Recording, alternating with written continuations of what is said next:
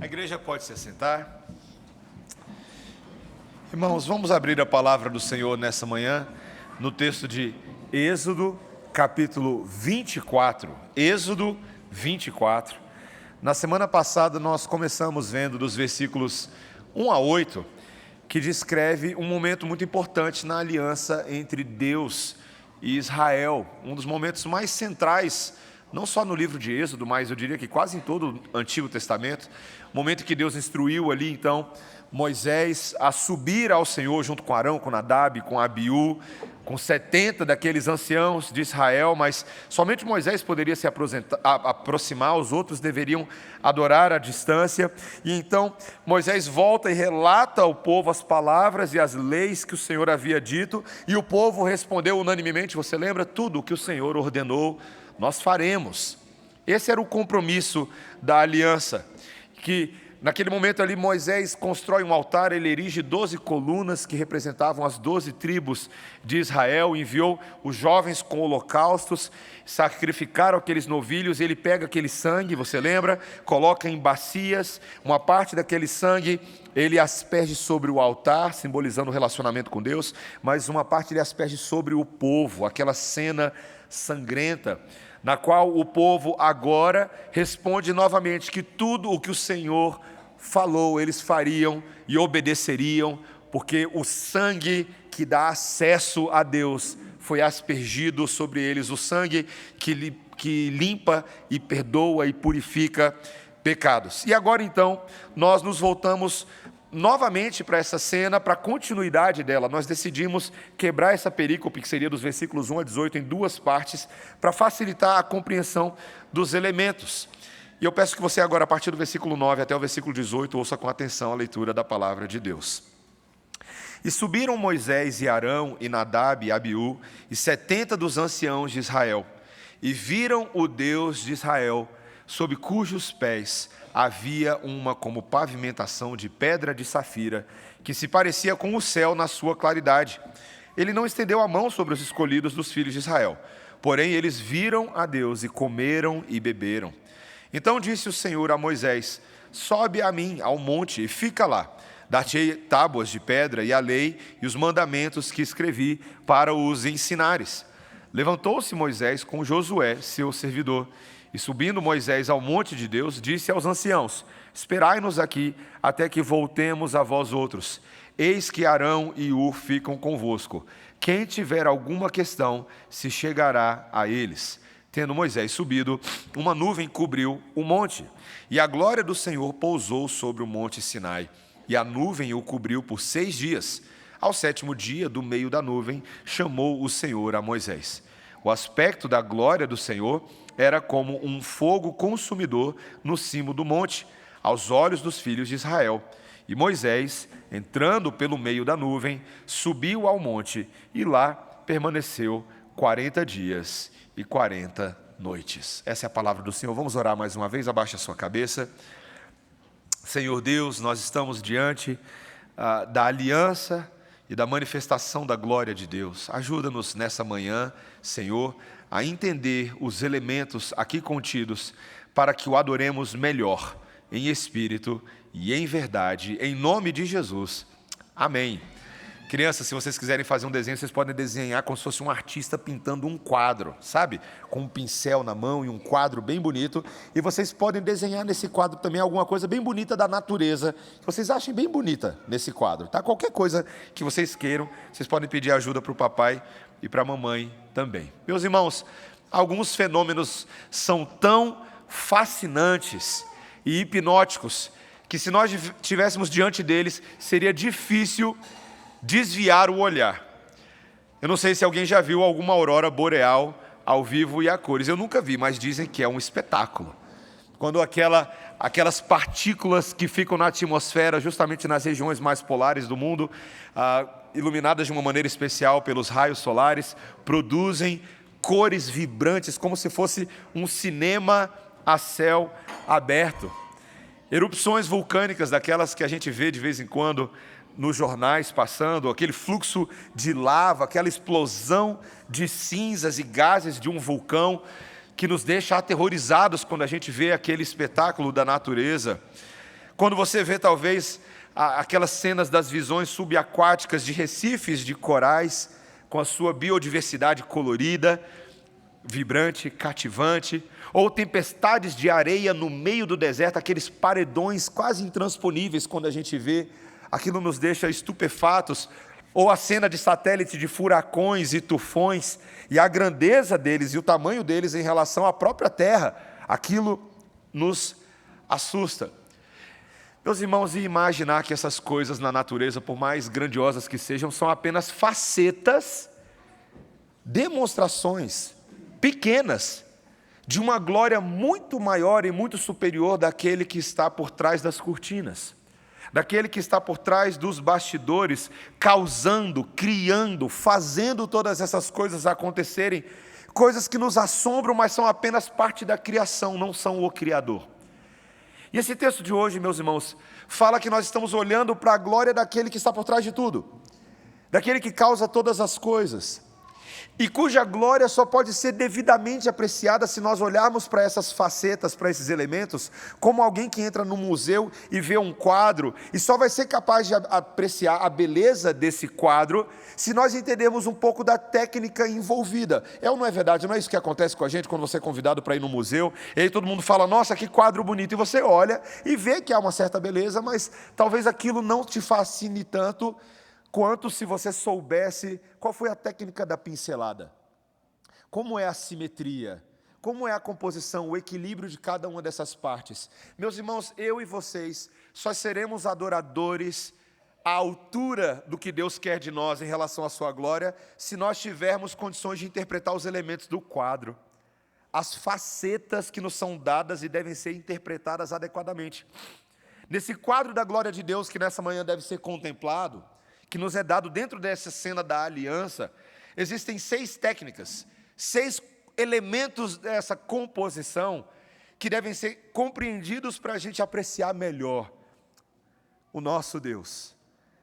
O fato de que a glória de Deus a ser contemplada, ela é, preste atenção, belíssima, confirmativa, convocadora, consumidora, operosa e provadora. Eu quero que você e eu consigamos ver juntos, nesse texto, dessa manhã, esses 6 elementos. Primeiro, de que a glória do Senhor a ser contemplada, ela é belíssima.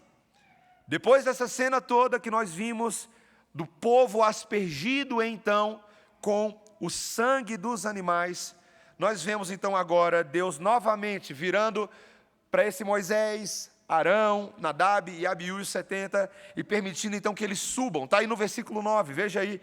Subiram Moisés e Arão, Nadab e Abiú e 70 dos anciãos de Israel. E então, meus irmãos, o versículo 10 registra para nós, e viram o Deus de Israel. Só isso aqui deveria fazer a gente congelar, tá? Como assim? Viram? Eles viram a Deus de verdade? Meus irmãos, veja, a Bíblia deixa bem claro em outros textos, principalmente lá no capítulo 33, 20, que ninguém poderia ver a Deus e viver após ter contato com a cena da glória de Deus. Seria impossível, uma pessoa seria consumida imediatamente no seu lugar se ela pudesse ver a Deus numa visão desimpedida. Então, provavelmente aqui, esse viu o Deus de Israel, não foi exatamente esse viu como eu e você imaginamos, mas talvez uma demonstração parcial de quem Deus é, uma vez que o texto se concentra em descrever principalmente a questão dos pés de Deus. Você viu aí, versículo 10? Viram o Deus de Israel sob cujos pés. O texto poderia ter nos dado uma descrição completa, mas seria impossível isso, meus irmãos. Deus permitiu que eles vissem algo a respeito da glória dele. E aqui nessa cena, nessa teofania, nessa aparição de Deus, o texto descreve que debaixo dos pés dele havia como uma pavimentação de pedra de safira. Meus irmãos, a pedra de safira era uma joia preciosíssima, comercializada principalmente através do Egito. Os israelitas já tinham visto essa joia antes, no período que eles foram escravos sob Faraó, durante aqueles 400 anos. Não era uma coisa que não era um item que você tinha em casa todo dia. Era um item que simbolizava aquilo que há de mais precioso, de mais caro, aquilo que deve ser entesourado. Só que agora não é uma pedrinha de safira, é um piso inteiro debaixo dos pés de Deus. Uma safira tão linda, tão bela, que o texto descreve que era semelhante há um céu translúcido, há um céu claríssimo. Essa cena aparece de novo para a gente em Ezequiel capítulo 1, versículo 26, quando Ezequiel também tem uma visão e descreve, lá em Ezequiel 1, 26, que por cima do firmamento que estava sobre a sua cabeça, havia algo semelhante a um trono, como uma safira. Sobre esta espécie de trono estava sentada uma figura semelhante a um homem. Então nós temos aqui, na verdade, uma manifestação parcial da glória de Deus, mas suficientemente impressionante. Meus irmãos, às vezes coisas muito pequenas já são suficientes para nos deixar assombrados, não é verdade? Eu já falei para vocês, uma vez eu vi um cristal de gelo se formando numa janela, quando eu vi neve pela primeira vez na minha vida, e aquele pequeno cristal de gelo já foi suficiente para arrancar todo o fôlego do meu pulmão. Meus irmãos, Deus deve ser contemplado na sua beleza. É uma pena que a gente no nosso mundo tem falado cada vez menos sobre beleza, porque existe uma estética ligada à glória de Deus. Meus irmãos, nós somos chamados a nos encantar, a contemplar e a admirar Deus na sua beleza. Quantos textos bíblicos remetem exatamente a essa ideia? Salmo 29, 2, tributai ao Senhor a glória devida ao seu nome, adorai o Senhor na beleza da sua santidade. Salmo 27, 4, uma coisa peço ao Senhor e a buscarei, que eu possa morar na casa do Senhor todos os dias da minha vida, para contemplar a beleza do Senhor e meditar no seu templo. Isaías 4, 2, olha a cena agora antecipando a beleza acessível de Deus por meio do Messias que viria. Naquele dia, o renovo do Senhor, lembra? O renovo do Senhor será de beleza e de glória, e o fruto da terra, orgulho e adorno para os de Israel que forem salvos. Meus irmãos, eu e vocês nessa manhã somos chamados a isso, a contemplar a beleza do Senhor.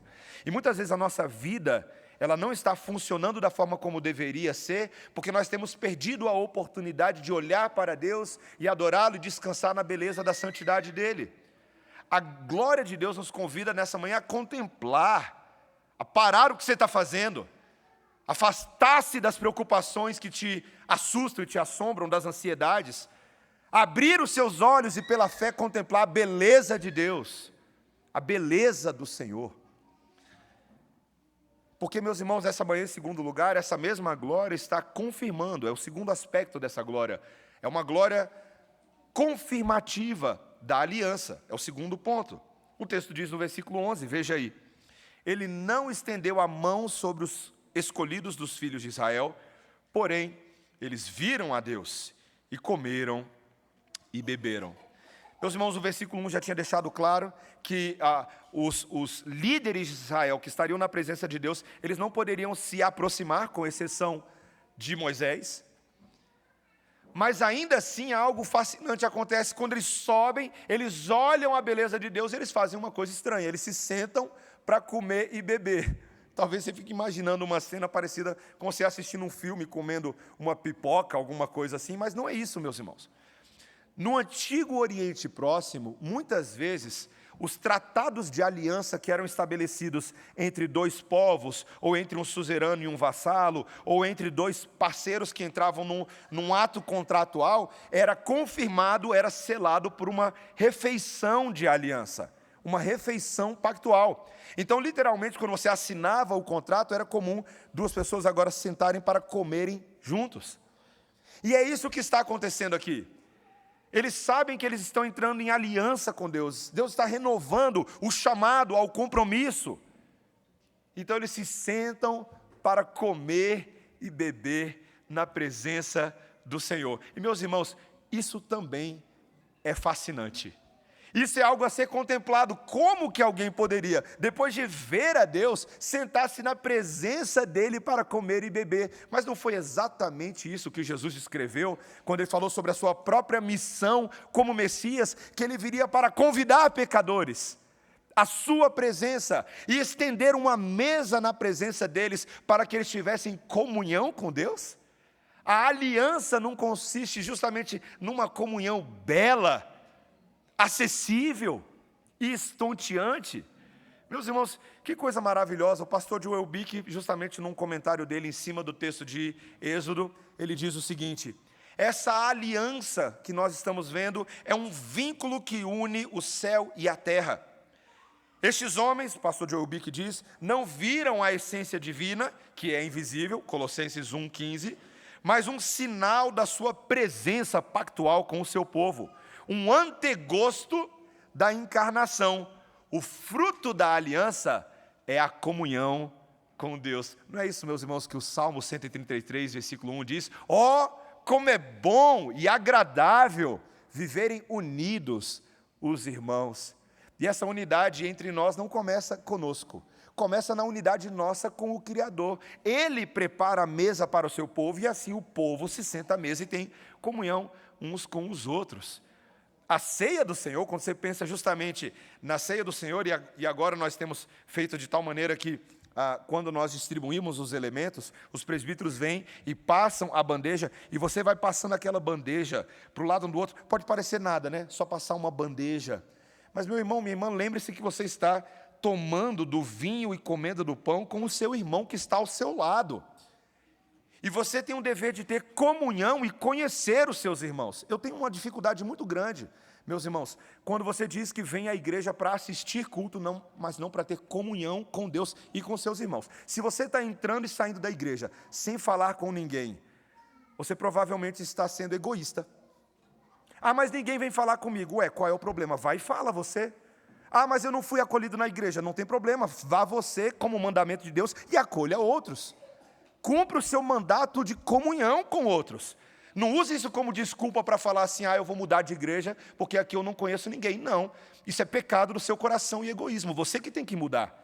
Conheça seus irmãos, tenha comunhão pactual com Deus e com eles. Porque a contemplação da glória de Deus confirma essa aliança que é feita com o corpo. Terceiro lugar, meus irmãos, veja que agora essa glória a ser contemplada é uma glória convocadora a um compromisso. Convocadora a um compromisso. Veja comigo os versículos 12 a 14.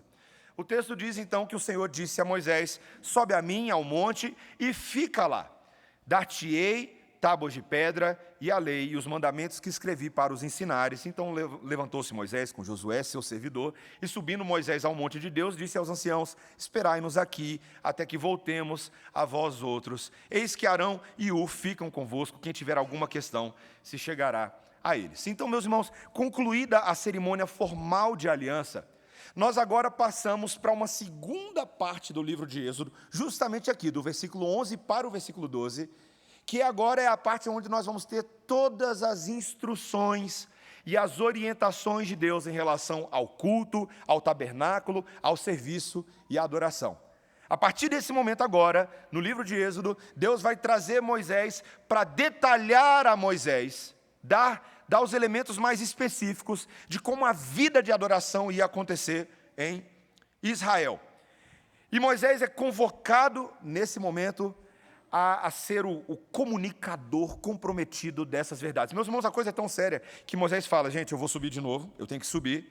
E aqui é interessante porque ele chama Josué, vai começar a ficar cada vez mais claro para a gente que Josué, o secretário de Moisés, é a segunda vez que ele é citado aqui no livro de Êxodo, ele vai ser de fato aquele que vai assumir o bastão e carregar o bastão daqui para frente, logo adiante.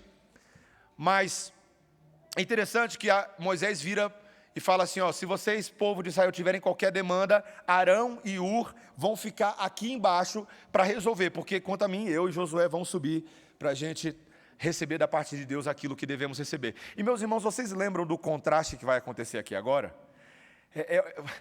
Você não pode perder o que vai acontecer aqui, porque Moisés está sendo convocado a Deus, mas Arão, que devia estar lá embaixo também fazendo o seu papel de líder, infelizmente vai ser instado pelo povo de Israel a fazer o que lá na frente? Construir um bezerro de ouro. Você lembra? Construir um bezerro de ouro. Olha o contraste. Olha o contraste.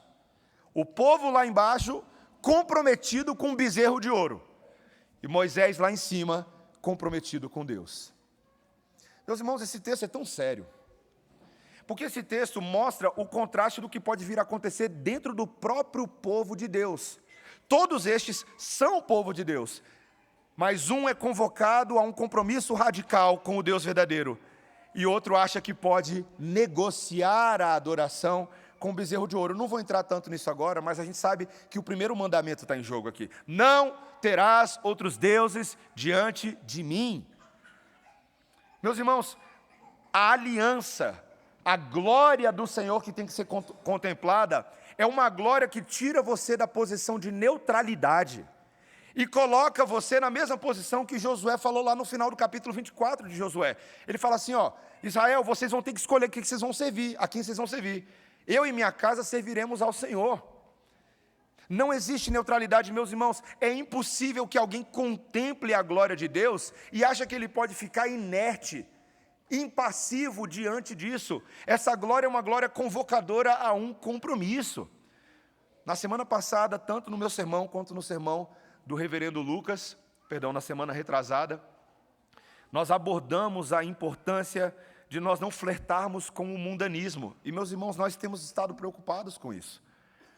Tem pessoas que ainda acham que é possível você dominicalmente contemplar a glória do Deus Santo e no dia a dia, na semana, você viver mais para si do que para Deus, mais para as suas prioridades do que para o Senhor, envergonhados até mesmo de carregar a sua identidade como filho de Deus. Nós temos normalmente aqui a apresentação de novos membros, e eu não sei se você lembra, e é bom a gente lembrar de tempos em tempos, que quando você responde a segunda pergunta da Constituição, o artigo 14, que fala quais são os compromissos e deveres de um membro da igreja local, você lembra que o primeiro diz respeito à sua vida interna de igreja, mas o segundo é viver pela vida e pela palavra, honrando a Deus com as nossas vidas. Tem a ver com o nosso compromisso público, o nosso comprometimento. Você entende que ser salvo é consagrar a sua vida inteiramente a Deus. Começa com os líderes, você percebe aqui? Moisés, Josué, deveria ser com Arão e com Ur, e disso corre para o povo. Nós estamos contemplando nessa manhã, meus irmãos, uma glória que ela é belíssima, uma glória que confirma a aliança de Deus, uma glória que convoca a cada um de nós a um compromisso verdadeiro com o Senhor. Mas em quarto lugar agora, para mostrar o quão não neutro você está diante disso, perceba que nós devemos contemplar uma glória consumidora. Consumidora. O texto vai nos mostrar, tanto nos versículos 15 quanto no versículo 17, primeiro no versículo 15, que agora quando Moisés sobe ao monte, o povo estava lá embaixo vendo essa cena, uma nuvem cobriu o cimo do monte. Imagina, né? O monte tinha o seu cimo, o seu pico, e ali então uma nuvem baixa sobre aquele monte. Meus irmãos, imediatamente quando esse povo vê uma nuvem, claramente eles iriam associar com aquela nuvem que os conduzia de dia no deserto, lembra? Aquela coluna de nuvem que guiava o povo no caminho que eles deveriam seguir. Mas ao mesmo tempo não era qualquer nuvem, porque o versículo 17 vai dizer para a gente que o aspecto dessa nuvem era como de um fogo consumidor, uma nuvem de fogo, uma nuvem de fogo.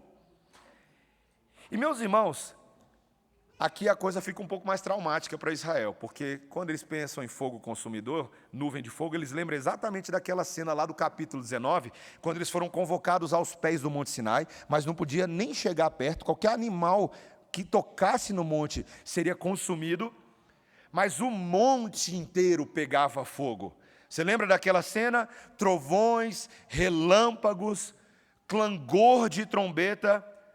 Uma cena que é descrita de tal maneira, meus irmãos, que o autor de Hebreus, lá no capítulo 12, fez questão de dizer que ao som de tudo que acontecia daquela cena e ao som das palavras que ali eram ditas, que todos quantos ouviam aquele momento suplicavam que aquela voz não lhes falasse mais, pois já não suportavam o que lhes era ordenado.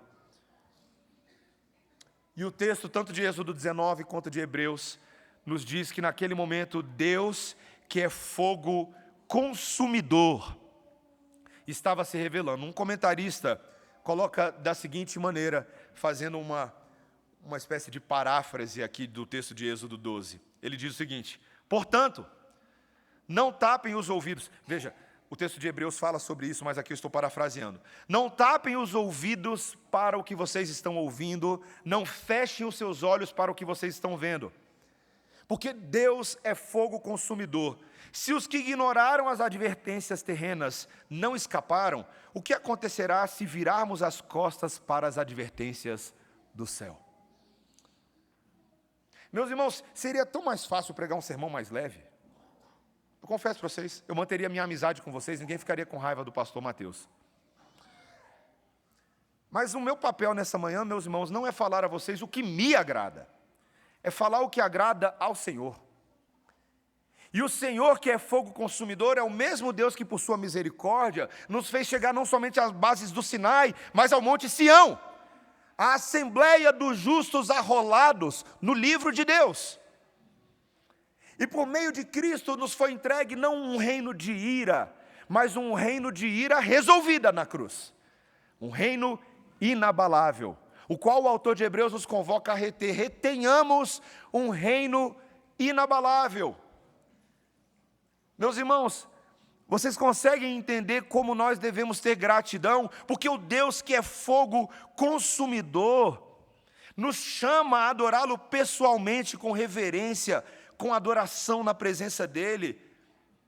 E Deus não é um espectador indiferente, e portanto nós não devemos ser espectadores indiferentes. Deus nessa manhã, meus irmãos, à medida que eu prego a palavra a você, Ele está ativamente limpando a casa, queimando tudo com o seu fogo de juízo, que precisa ser queimado dentro dos nossos corações. E meus irmãos, não se engane, Deus não vai desistir até que toda sujeira desapareça de nós. Essa é a meta. O Filho de Deus morreu e ressuscitou para que nós sejamos santos. E a noiva vai ser apresentada na presença de Deus como uma noiva apresentável, com a roupa certa, sem maquiagem para tentar esconder as suas impurezas. Não, nós estamos sendo renovados, porque o próprio Deus é fogo consumidor. Meu irmão, minha irmã, isso é um chamado para que eu e você, para ontem, nos arrependamos dos nossos pecados, confessemos os nossos pecados, nos arrependamos daquilo que temos feito contra o Senhor. Se você quer contemplar Deus na beleza da sua santidade, é a santidade dele que você deve aspirar. O pastor R.C. Sproul falou isso no livro dele, A Santidade de Deus. Se você quer contemplar a santidade de Deus, então você tem que querer ser santo como Deus é.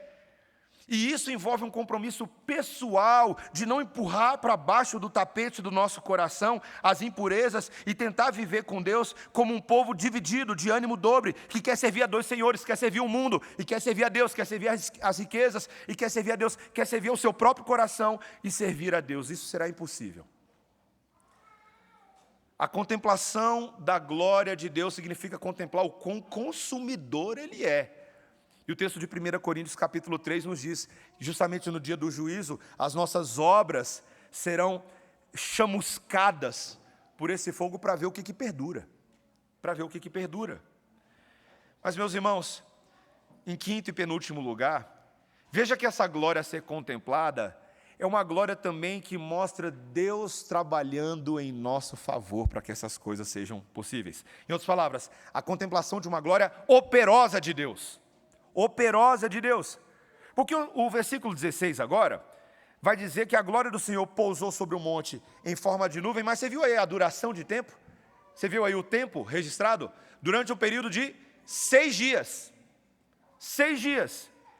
E só então, no 7º dia, a voz de Deus veio de dentro da nuvem e falou: Moisés, agora pode entrar nessa nuvem. Meus irmãos, que interessante, né? O texto diz que Moisés sobe, mas ele não entra de imediato, não. Ele fica esperando lá em cima durante 6 dias. E ele entra só no 7º. Agora, eu sei que essa relação de 6 para 1, você já viu antes na Bíblia, não é? O próprio Deus criou e trabalhou na criação do mundo durante um período de 6 dias. E no 7º, o que ele fez? Ele descansou e contemplou a obra das mãos que ele mesmo havia feito. Deus, ele olha lá em Gênesis capítulo 1, no final do capítulo 1, início do capítulo 2 de Gênesis, ele olha para toda a obra das mãos dele, o trabalho que ele fez de criar todo o cosmos e todo o universo em 6 dias, e no 7º ele olha e ele descansa e fala, e eis que Deus viu que tudo era muito bom. Nós também vimos essa relação de 6 para 1, quando o 4º mandamento da lei de Deus foi dado, em Êxodo capítulo 20, versículos 8 a 10. Quando Deus disse, 6 dias trabalharás, mas no sétimo dia será um sábado ao Senhor, um dia de descanso. Meus irmãos, vocês veem o que Deus está fazendo aqui com Moisés? Deus vira para Moisés e fala assim: espera aí fora da nuvem durante 6 dias, porque eu estou trabalhando. Trabalhando para o quê? Em prol daquilo para o qual Moisés foi convocado a subir o monte. Moisés iria receber das mãos de Deus as leis, os mandamentos, os estatutos. Deus estava, veja meus irmãos, convenhamos, não que Deus precise desses 6 dias para fazer, não, se Ele quiser piscar as mãos dele, um estalar de dedos, tudo está pronto. Mas ele estava simbolicamente ensinando algo a Moisés: eu trabalho para produzir o que eu tenho de melhor, o melhor conteúdo, a melhor doutrina, a melhor instrução, e compete a você, Moisés, no 7º dia, instruir, ensinar. Deus já estava moldando para Moisés e para Israel como é que o culto funciona. 6 dias trabalharás, meus irmãos, mas no dia do descanso a gente vem à casa do Senhor para receber o quê? O ensino, a lei, os mandamentos. Meus irmãos, você percebe que esse descanso de Deus não é um descanso ocioso e preguiçoso? É um descanso de aprendizado. Como os puritanos diziam que o domingo, o dia do Senhor,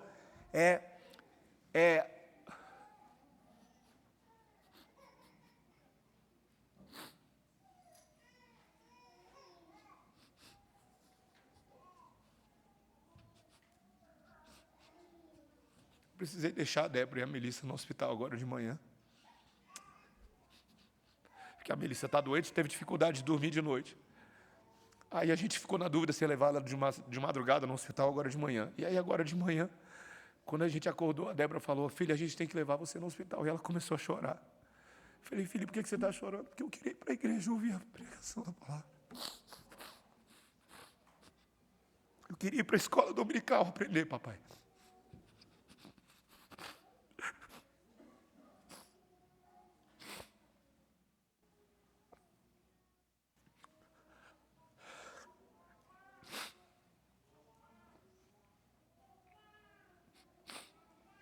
A alegria do meu coração, meus irmãos, de ver minha filha com 7 anos de idade, querendo estar na igreja para aprender a lei de Deus. Quantas vezes na minha vida eu fui para a igreja como criança, e eu queria estar na igreja, em parte às vezes pelos motivos corretos e muitas vezes pelos motivos errados. Mas Deus vira para Moisés e fala: sobe a mim e fica lá, porque eu vou te dar as tábuas de pedra e você vai ensinar o povo, Moisés. O desprezo que a gente tem pelo ensino de Deus é terrível, meus irmãos.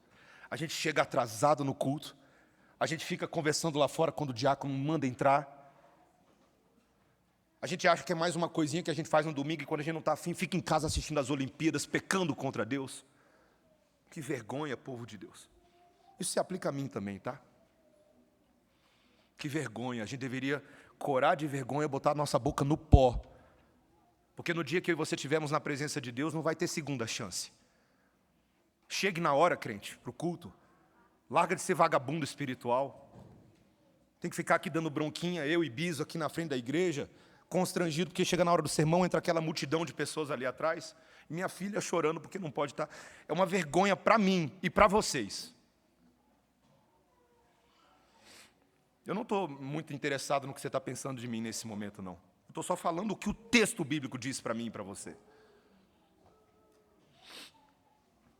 Meus irmãos, Deus queria que Moisés apreciasse o valor da lei de Deus, que ele ficou 6 dias deixando Moisés de molho lá do lado de fora do consultório.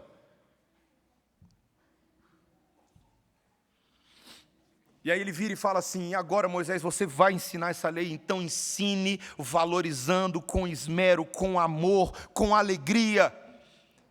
Isso significa que nós, pastores que preparamos o pão, os professores de escola dominical que instruem os adultos, vocês, professores que preparam a lição para as crianças, vocês que dizem que gostam de evangelizar e querem ser missionários, preparem-se, conheçam a doutrina, amem a lei de Deus antes de querer ensinar a outros, porque senão você vai ensinar heresias e você vai ser infiel ao Senhor.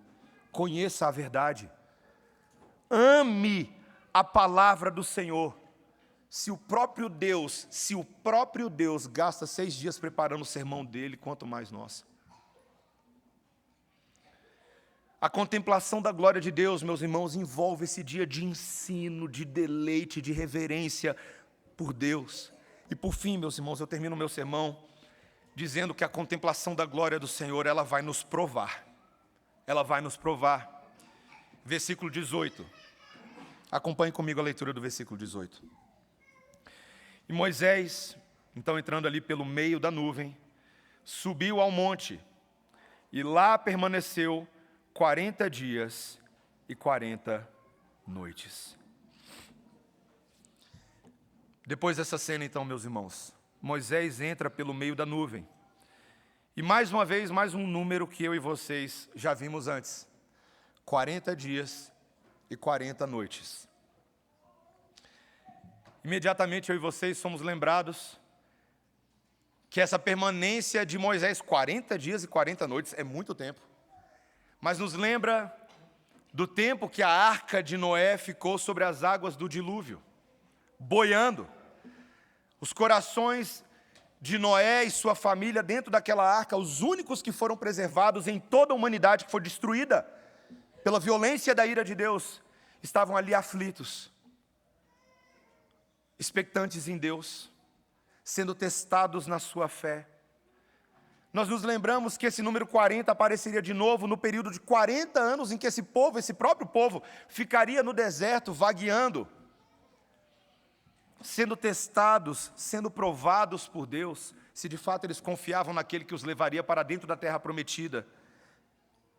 Meus irmãos, essa cena do período que Moisés fica na presença de Deus, 40 dias e 40 noites, antecipa para nós o período que o verdadeiro Moisés, o Filho de Deus, estaria no deserto, aonde ele foi levado pelo próprio Espírito Santo de Deus para ser tentado pelo diabo. Jesus seria provado. Em muitos sentidos, a semelhança de Moisés. Será que ele conhece a doutrina?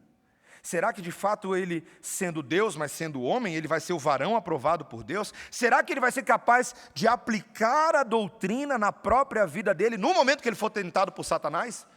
Com relação à fome de pão, com relação ao sucesso? Nós olhamos para esse texto, meus irmãos, e vemos que, novamente, essa glória de Deus, ela nos tira da nossa posição de neutralidade. Porque essa glória convidativa, convocadora, belíssima, ela vai testar onde está o seu coração e o meu coração. Veja, meus irmãos, todas as diferentes maneiras em que a glória do Senhor, na verdade, é um espetáculo de transformação.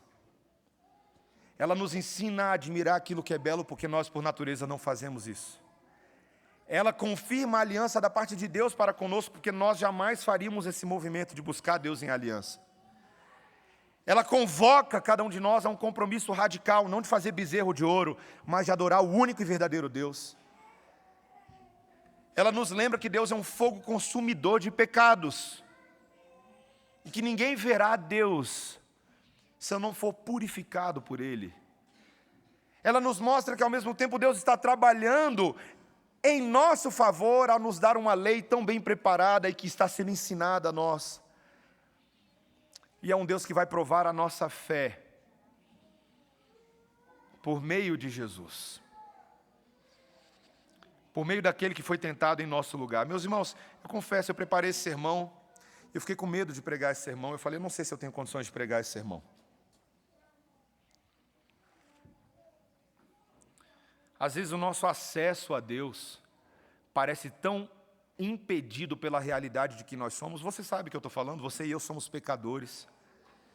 A gente não tem tanto deleite assim na glória de Deus. A gente se encanta mais com outras coisas nesse mundo.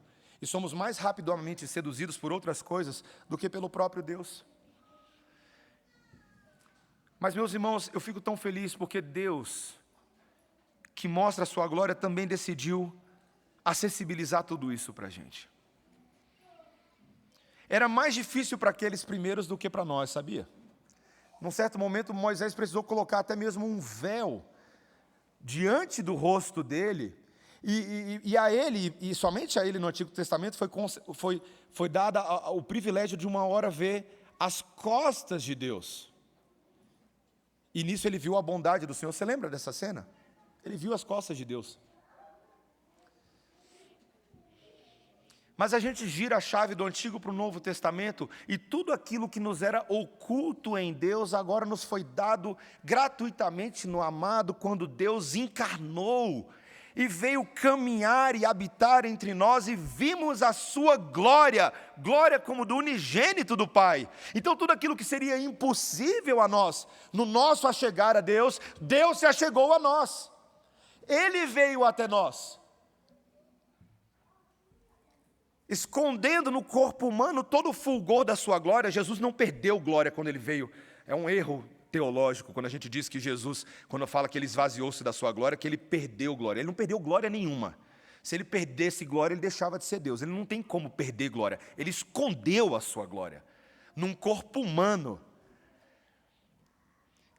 E ele acessibilizou, ele condescendeu, ele se tornou como um de nós. E nós vimos a sua glória, glória como do unigênito do Pai, a ponto de que em 1 João, capítulo 1, João, tão extasiado com essa verdade, ele fala que aquele que antes de todas as coisas já era, ele se encarnou e nós o vimos e ouvimos e tocamos nele. Que coisa maravilhosa, meus irmãos. E é por isso que Paulo, mesmo admoestando severamente aquela igreja de Corinto, que era uma igreja pecadora, uma igreja que ainda estava aprendendo como nós. Mas na segunda epístola de Coríntios, no meio da sua admoestação mais dura, Paulo vira ali no capítulo 3, versículo 18, e ele diz: e todos nós, com o rosto desvendado, contemplando como por espelho a glória do Senhor, somos transformados de glória em glória, na sua própria imagem, como pelo Senhor, o Espírito. As facetas da glória que pertencem a Deus, de alguma maneira, em Cristo Jesus, elas não são só acessibilizadas, mas elas nos tocam e elas nos transformam. Quem contempla a beleza de Deus e tem comunhão com a beleza de Deus, fica belo. Quem tem comunhão com Deus, como aquele que confirma a aliança, passa a ter aliança na sua vida. E pode ser mais fiel, pode ser mais responsável, pode ser um marido melhor, uma esposa melhor, um filho melhor. Aqueles que estão em Deus já estão selados no compromisso radical de Jesus, então a gente pode ter compromissos radicais. E sermos embaixadores do Senhor. Se Deus é o fogo consumidor, que já na cruz do Calvário lidou com os efeitos eternos da culpa sobre nós, então nós agora podemos confessar nossos pecados e renovar nosso compromisso com o Senhor. Se Deus é um Deus que trabalha e ensina por meio da sua lei, nós em Cristo Jesus vamos nos tornando cartas vivas do Senhor, que ensinam pela palavra e com as nossas próprias vidas. A glória do Senhor em Cristo Jesus, nesse momento, está provando a nossa fé no deserto dessa vida. Mas nós já estamos garantidos naquele que foi provado pelo próprio Calvário, pelo próprio Gólgota. E não há nada que nós precisamos temer. Meus irmãos, Moisés não podia ver a face do Senhor e viver. Mas quando o Espírito de Deus tiver completado a santificação dele em cada um de nós, o povo redimido de Deus verá a sua face. E nós vemos isso lá em Apocalipse, capítulo 22, versículos 3 a 4. Naquela cena lá, final, quando Jesus volta e resgata o seu povo, estabelece essa Jerusalém entre nós. E a descrição daquela cidade, meus irmãos, é tão gloriosa, é tão inimaginável, que o texto bíblico nos diz que nunca mais haverá qualquer maldição. Na praça central, está lá em Apocalipse capítulo 22, versículos 3 a 4. Estará o trono de Deus e o Cordeiro. Os seus servos o servirão, contemplarão a sua face e na sua fronte estará o nome dele. Você crê isso, meu irmão? Você entende isso? A maior bênção da era vindoura não é nada que a vida eterna possa nos dar e oferecer culturalmente, musicalmente, literariamente, tecnologicamente, senão a própria face de Cristo acessível a cada um de nós. Não existe, meu irmão, aurora boreal, não existe vulcão em erupção, não existe ilhas de corais, tempestades de areia, tufões vistos por satélites, nada que possa se comparar à manifestação da glória do Senhor. E nós temos uma parcela futura que ainda nem olhos viram, nem ouvidos ouviram, mas existe uma parcela agora que já nos é dada pelo Espírito Santo de Deus. Você que tem ouvidos, ouça o que o Espírito diz à igreja. Deus está formando para si, neste exato momento, um exército de soldados que contemplam a glória do Senhor e vivem pela glória do Senhor. Que eu e vocês sejamos santos, como santo é o Pai Celestial. Abaixa a sua cabeça, vamos orar. Senhor Deus, nós estamos diante da Tua palavra nesse momento. O trono de Deus e do Cordeiro, pelo qual seus servos servirão e proclamarão pelos séculos dos séculos a glória do Senhor, é apresentado a nós nessa manhã. E todos nós, com o rosto desvendado, podemos contemplar como por espelho a glória do Senhor. E assim somos transformados na Tua beleza, na Tua aliança, no Teu compromisso, no Teu fogo consumidor, na Tua lei que nos é ensinada e na provação da nossa fé. Cumpre a Tua obra em nós, Senhor. E a partir do momento que o Senhor nos ensinar o caminho da cruz, fazendo com que cada um de nós negue a si mesmo, tome a sua própria cruz e siga a Cristo, se é que podemos nos chamar de discípulos de Cristo, a partir desse momento revela-nos também a alegria de pertencer ao Deus que elegeu cada um dos nossos nomes desde antes da fundação do mundo. Obrigado pelo Teu grande amor por nós e porque toda a obra da vocação eficaz, da justificação, da adoção, da santificação e da glorificação no final, pertence tão somente ao Senhor. Em nome de Jesus. Amém.